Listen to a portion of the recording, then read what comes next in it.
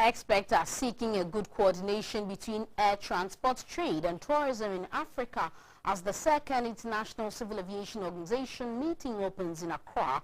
There are also plans to create a single African airspace to allow air transport on the continent without restrictions. At the moment, flights to some African destinations require transits in an European country. Air transport accounts for 1/3 of global trade. The performance of the African aviation industry still lags behind those of the rest of the world, due in part to the disconnect between trade, tourism and aviation. With a population of about 1.2 billion people, experts are worried about Africa's low contribution to global air traffic.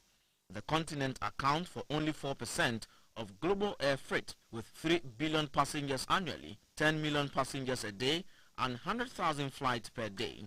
The International Civil Aviation Organization meeting will therefore focus on sustainable development of air transport in Africa in key areas including liberalization of market access, cooperation throughout the air transport value chain, consumer protection and fair competition.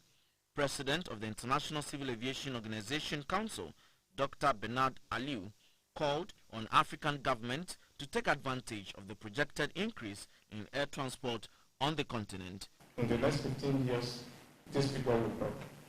It will be 60 million flights, over 6 billion passengers, 200,000 flights a day. We need to be ready.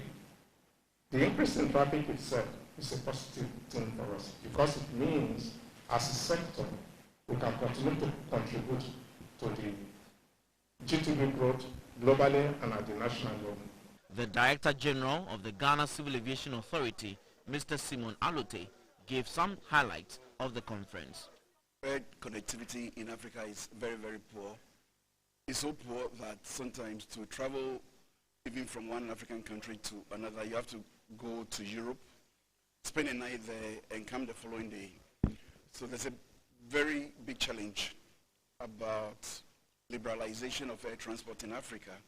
So this conference will examine ways in which we can brainstorm and improve connectivity within the African continent.